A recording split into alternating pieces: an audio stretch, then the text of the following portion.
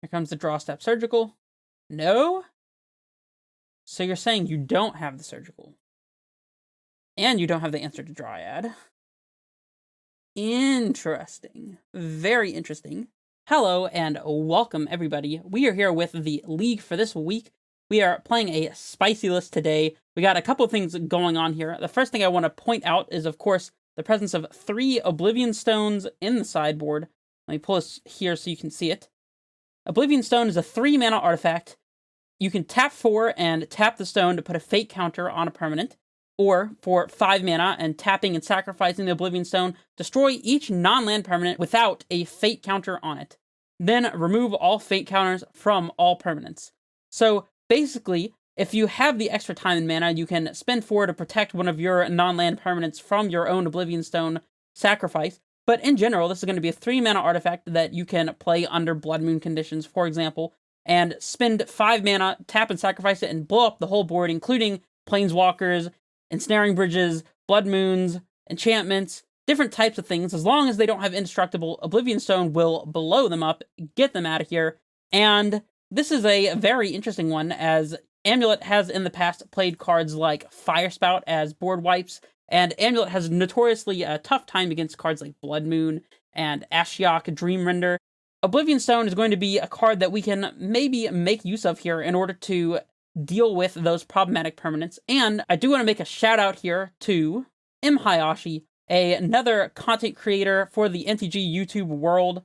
Recently, MHayashi has been killing it with his mono-red prowess lists with various innovations, including things like Radiant Fountain in the main board, Zoetic Cavern I've seen as well, the Temples, Valcut Awakening, which we see here, another card that I happen to be personally very fond of, and of course Oblivion Stone here in the sideboard out of the mono-red aggro deck. If you're interested in how these lists come about and how MHayashi is racking up all these 4-1s and 5-0s, trophy number 12, this tweet says, trophying over here with Oblivion Stone in the sideboard, then check out MHayashi. It's also his suggestion that I play the O-Stones in the sideboard in the first place, so definitely check him out. I'll leave a link to his channel in the description below and also to his Twitter. And yeah, let's jump back to the deck list. Alright, so we've covered Oblivion Stone, but what else do we have going on in this list that's interesting? Last week, I had a thought experiment on trying to maximize the number of untapped green sources we had for turn 1 Scout, as we are playing Scout now, and I am continuing to be a Sakura Tribe sellout, so we do have 12 untapped sources here on turn 1 for casting Scout alone, including things like Ghost Quarter, Radiant Fountain, Stronghold, etc. to cast Amulet on 1, so even more for Amulet on 1, but at least 12 untapped green sources here for Scout on 1.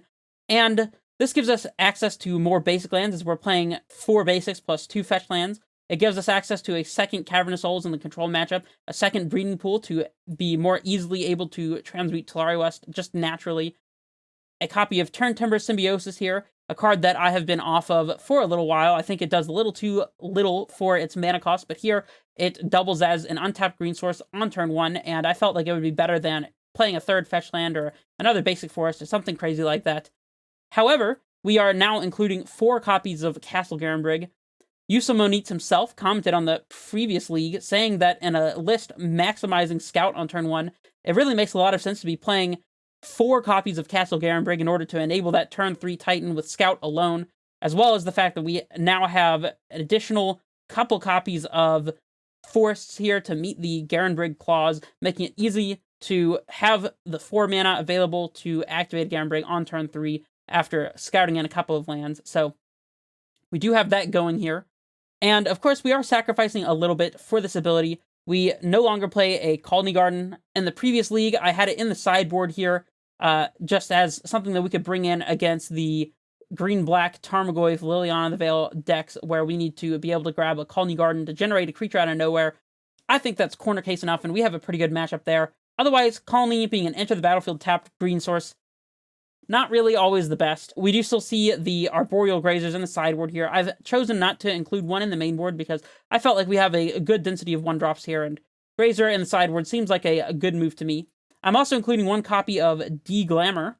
This is a 2-mana instant that says, choose target artifact or enchantment. Its owner shuffles it into their library. Of course, this is going to be able to hit things like Blood Moon and whatnot, Ensnaring Bridge, but Importantly, the Glamour is also able to shuffle a Heliod the Sun-Crowned into our opponent's library from the battlefield, meaning that their indestructible enchantment god doesn't stay around for very long, whether it's a creature or not.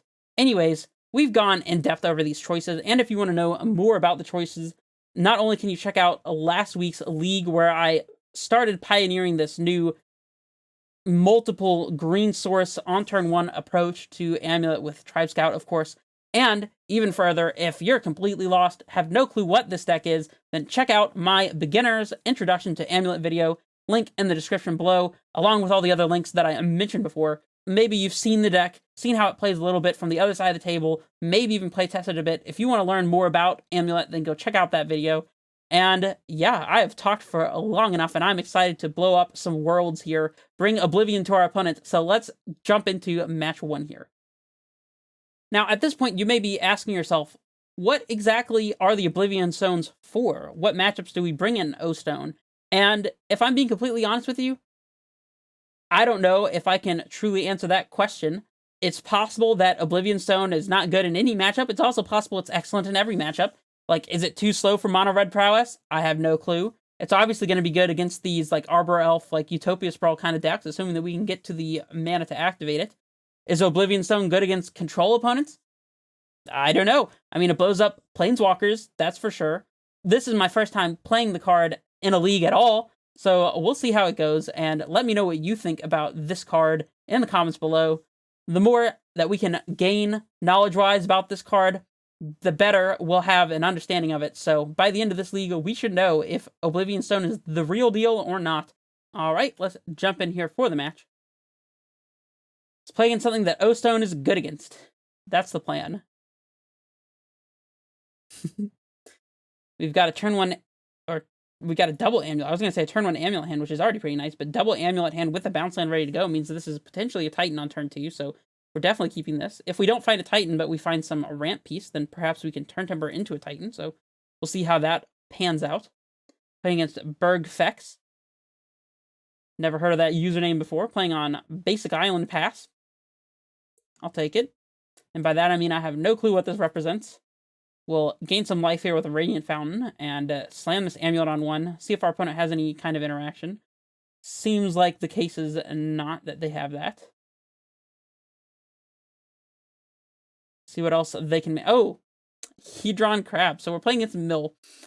I can't imagine that the Oblivion Stones are that impactful against Mill, but you know what? That's alright. That's alright. They milled our Stronghold as well. This was probably going to happen eventually, but it's a shame that they milled it so early when we could potentially have a very early Titan here, depending on what we draw. It's no big deal, though.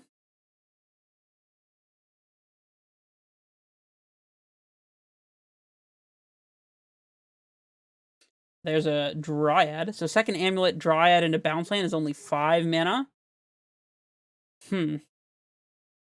It's still probably worth doing. So let's go ahead and get a Dryad into play. I'm going to leave a Growth Chamber in play as well for potential Transmuting of Tolaria West if we draw that. Clearly it's going to be correct to play the Dryad. And I think we just leave the Bounce Land in play at this point since we have a backup in hand. And I guess we put this Garen Brig into play. So we have potentially a lot of mana at our disposal next turn. We can just hard cast Turn Timber if we don't find a Titan. And then hope that Turn Timber hits something relevant. We have the Valcut naturally in hand for this Dryad as well, which is kind of nice. They can't mill it out. Field of Ruin is pretty annoying. Means that we can't get 2 untaps from our Sanctuary. We play the Sanctuary, they field it, we get a basic land, and that's it. But at least because we played Garen Brig, we could then play another land. Oh, they just field us now. Okay, I guess they have an Archive Trap. If they had Trap plus Surgical, we could be in a little bit of trouble. And of course, we can't elect not to search to play around that, as that's not how the card Field of Ruin works. It is a forced search. So, yeah, and there's a Titan in the yard, so if they want to Surgical those, they can do that, or Extirpate, perhaps. We'll still be slamming this Turn Timber Symbiosis and seeing what we can do. Probably best to get this one out underneath something like Drown in the Lock or whatever that our opponent could have access to otherwise if we waited on it. So trying to just make a land drop acceleration happen here, just play Valcut Radiant Fountain. Probably not really the move.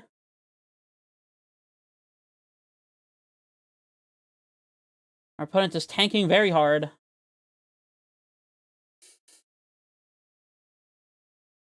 Our opponent has disconnected. That is not good. Probably could have guessed that from the time that was taken here. Hopefully they will return. Also, while our opponent is gone here, I have taken notice that our opponent did in fact reveal Luris of the Dreamed In. Very intriguing. Ah, they're back. I sent my opponent in the chat, glad you're back. Nobody wants to win by a default, or at least I don't. And we are getting archive trapped. Not super surprising here. See if they've had anything else relevant. A second archive trap. Okay. Well, that's 2 Titans down so far. 3 Titans down. We only have 1 Titan to hit off of this turn timber. Opponent says their PC crashed. It's no big deal. Fatal Push also. Yeah, that one kind of sucks. Yeah, I don't know what we could need here. A 3rd amulet, perhaps, when there's one in the yard here that I can see. 3rd amulet would let us cast this turn timber. Maybe some kind of a ramp piece as well. Grazer would have been better here than Scout, although, to be honest, there's not a whole lot that we can do this game anyways. Our opponent has a Surgical also. Well, they're on 0 cards, so we can always just go Fountain into Sanctuary on our turn after this upcoming one to cast Turn Timber, but that might be too little too late, as they say. Another Sanctuary is not really doing a whole lot. I guess we just play out the Valakut here. There's some possibility there's Dryads left in our deck. I'm not going to check because it probably doesn't matter. But if we have Dryad left in our deck and can play an additional land drop or 2 this upcoming turn, then perhaps we get some Valakut triggers, and that could be relevant for sure. Hopefully our opponent does not have Drown in the lock. We don't even have Bajuka Bog in deck to potentially play around that. And let's be honest, we just need to resolve this turn temper and hit something amazing, and then our opponent just have nothing consistently. They get Luris in their hand. Okay, so they're not holding anything up. We will cast this turn timber and see what we can see. Wouldn't be surprised if we just missed here, not gonna lie. Sunhome is a very interesting one. Double Strike might help us get to the finish line here. Of course, we are just slamming this turn timber, and because we have Bounce Land in hand already, I'm just gonna pick up the basic forest. Spin the wheel. Hit a Dryad. That's a big Dryad. I guess we're just playing Radiant Fountain and passing it back, and yeah, we'll see what happens.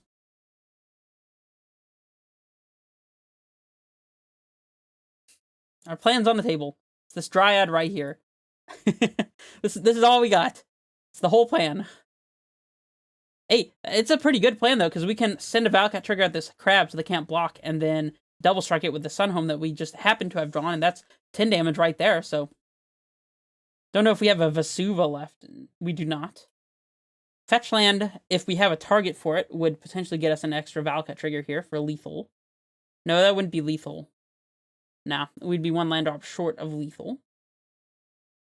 They have hit our Azusa as well. Yeah, I don't know.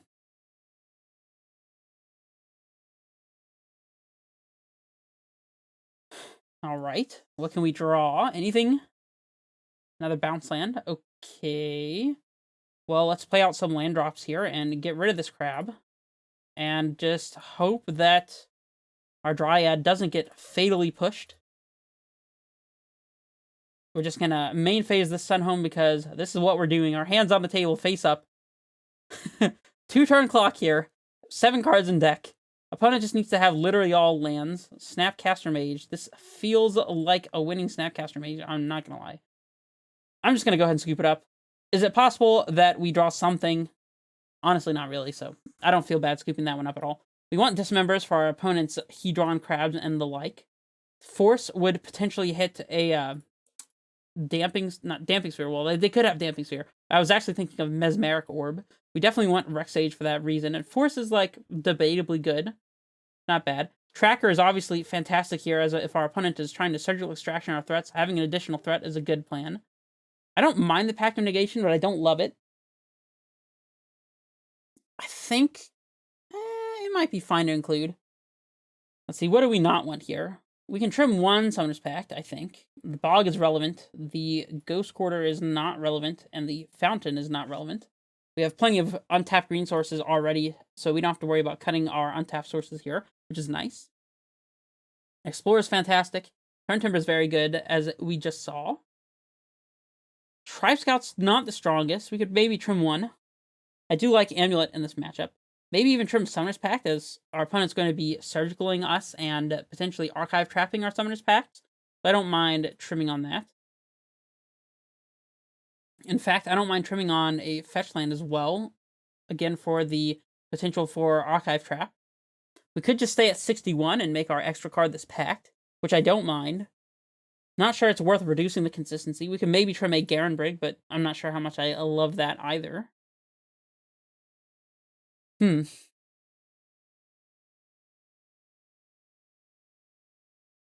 know what? I'm just going to serve it up with a nice little 61 card main deck here. I think we can manage to have one additional card here. Of course, the card that we have in our hand here is the one that we are making our 61st card. Definitely mulliganing this, though. This hand is awful, so we'll mulligan it as well. And this hand is less awful. Gonna keep and bottom our 61st card. And then, yeah, I guess we just need to bottom one of these Explorers, as much as I don't love it. I'm a sucker for Explorer, but this is just too much mana value to pass up on, you know? We'll play our Vestige, pass it back. Float a black, because heck yeah.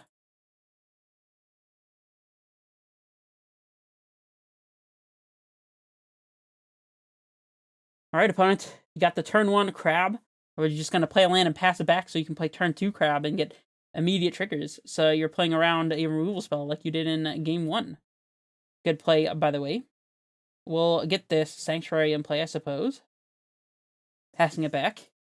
Sanctuary over the Gruul Turf here because the white mana could be relevant for activating Stronghold. If our opponent has Field of Ruin, that would be kind of annoying. They couldn't do it this turn, obviously, but I'm just saying that for future notice. Our opponent's activating a bunch of fetch lands without crabs, which is pretty fine with me. Do they have the orb here? Ah, glimpse the unthinkable, it would seem. Unthinkable. How could they do this to us? They milled a Primeval Titan. Let's see if they immediately go for the Surge. Definitely should have draw stepped this Surgical, as we could potentially have drawn a Titan, but that's okay. They're probably assuming that Surgicaling Titan will just win them the match, which maybe against other opponents that would be the case, but I'm going to continue to play it out. We even have these 2 Tireless Trackers just ready to romp in our hand here, so and I'm definitely slamming a tracker with this Vestige this upcoming turn. Get the threat into play while we can. No counterspells. Our opponent could have a 3rd fetch land here in Fatal Push, and whatever. Not playing around everything. Fetch land is not a bad one. It means that when we play our tracker this upcoming turn, the second one, of course, we'll be able to immediately get at least 1 clue out of it, if not 2. So that's cool. Slam the tracker, pass it back. Put the win con on the table. This is why tracker is good in this matchup, by the way. This is Surgical. Oh, they left the Titan in our graveyard, too. That is an interesting play. They probably are doing that so they have an additional card in there for purposes of Drown the Lock, for example. Another Glimpse. Okay. We've hit a Sun Home here of note. The one of Turn Timber. No, not the Turn Timber. Alright, so we're going to slam Tracker into Fetch Land here, I think. Get immediate max value. I mean, do we really care about the cards here, or do we want to have the maximum amount of mana next turn? Because we could play Talari West. I feel like Talari West is more efficient, and they didn't answer our first tracker, so I'm not worried about trying to guarantee value from our trackers anymore. They've already survived so far. Not playing around our opponent having Damnation. And now, next turn, we can crack a couple clues and serve for 10. It's almost lethal already, so... yeah? See if our opponent has a Fatal Push here or 2.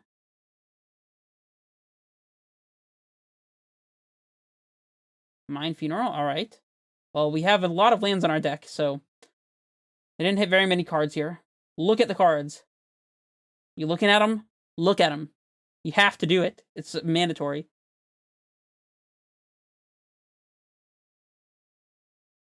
I guarantee you I looked at them.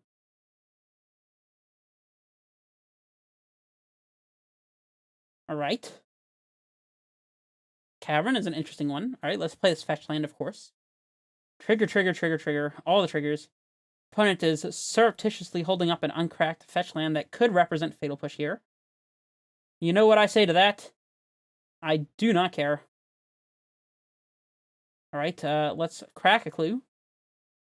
Yield to all of the triggers. And you know what? I feel like cracking a clue. Oh, this might be lethal. I thought it was going to be 10 total, but actually... No. The trigger's already resolved. Alright. You got me. Opponent at 1. Do we even bother with the amulet? Do we just hold up Dismember? I don't mind holding up Dismember, I guess. We could be dead, depending on if our opponent has, like, another 2 Glimpse the Unthinkables in their hand here. See what our opponent has. 1 life. Go ahead and fetch. You know you want to.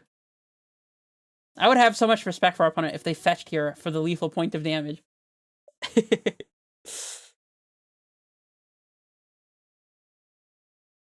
Visions of Beyond. Alright. To infinity.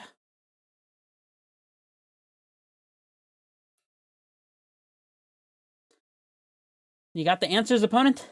You need 2 of them. Tracker. Doing what it does. Tracker's just so good. You remember when Field of the Dead made these cards unplayable because your tracker just got met with an endless stream of zombies against every single matchup where Field was relevant? Oh, they're digging some more.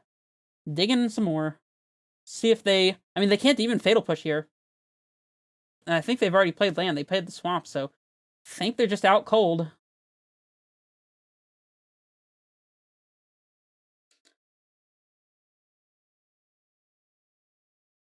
Colorless and black. What you got over there, opponent?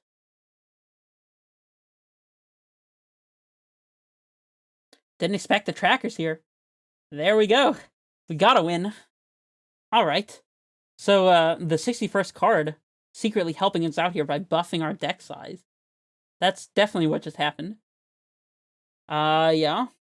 Still don't think it's worth bringing in cards like Force of Vigor or De-Glamour. Not seeing the point, really. Fetch lands work exceedingly well with Tracker, but still think it's better not to have as many targets, or as many ways for them to enable their own Archive Trap. That is the name of the card that I'm looking for. Kind of don't mind having an additional Scout here, just to make some extra land drops early and attack for 1. Not really the most impactful, though. I don't know. I'm just going to run it back. Who cares? Run it back.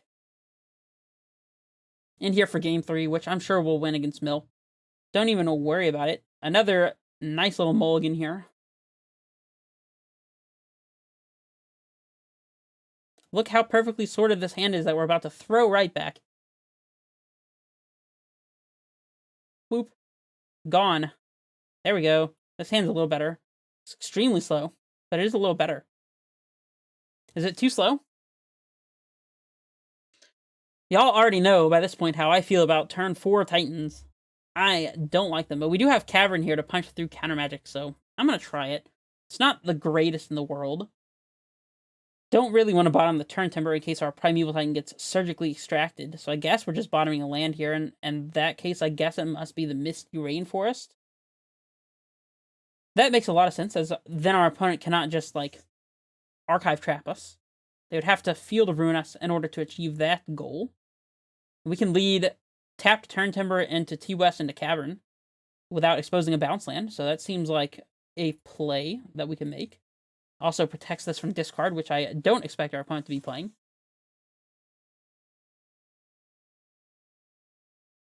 Our opponent is on the pass back to us plan. Kept a 1-lander with Crab. Interesting. Garenbrig is not a bad one. Let's get this T-West into play, I suppose. Pass it back. Well, if our opponent is missing land drops, then maybe turn 3 Dryad, turn 4 Titan is not that bad. We even do have this Castle Garenbrig ready to go as well. Another Crab makes me think that they were going to miss this land drop also, and they did. Right, so let's just play out this castle. No, I thought it was entering untapped. Turn Timber, you sneaky non-forest. Uh-oh. Might have just thrown away the game, everyone. come on, this looks like a forest, does it not? You can't tell me that's not a forest. I mean, you can, because it's literally not on the card's land types, but, you'd be wrong, because I just wouldn't accept it. That's how I am. I don't accept evidence and data. I just don't. Let's get this growth chamber into play. Pick up the Garen Brig, I do suppose. We'll play Cavern Naming Giant in case our opponent gets any wonky ideas about countering our Primeval Titan. None of that. Our opponent has Fetch Land. I guess if they Fatal Push our Dryad, then we could be in some trouble, as we don't have an untapped source anymore. Maybe it would have been better to play the castle out here instead of the Cavern and save Cavern for next turn. Definitely playing extremely great this game. 100% perfect. Milling a lot of cards here. It's okay. Titan's going to get surgically extracted anyways. Don't have to worry about it. Here comes the draw step surgical. No? So you're saying you don't have the surgical. And you don't have the answer to Dryad. Interesting. Very interesting. How about this one? I guess they could have Aether Gust. Gust or bust. That is what I'm telling my opponent. Gust or bust. Devil Valakut does not kill our opponent, but it does kill these crabs, which is probably the plan. Turns on our opponent's archive traps, which they might have.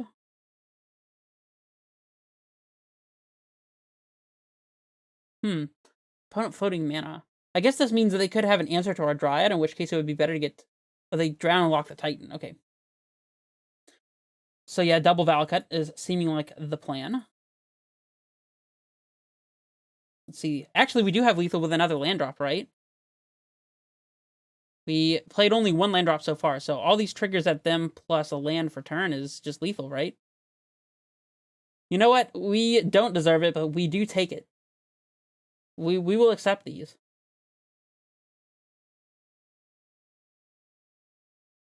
Like I told you, easy peasy, just, beat Mill. No big deal. Just, just win the game. It's not that hard. Misplay several times. Cost yourself the game several times. Over and over again. But, yeah, Amulet's just OP. It definitely wasn't that our opponent missed on land drops here and then fired off a pretty hasty drown in the lock. Definitely was not correct to drown the Titan there, as was made obvious by our winning the game on the spot afterwards. But you know what? That's all right. We just want to talk about this particular match again. Match 1. We haven't played match 1. Anyways, I will see you guys for match 1 in the next video. I'll see you guys there. Hopefully you enjoyed the content. This is Redface Menace, signing off.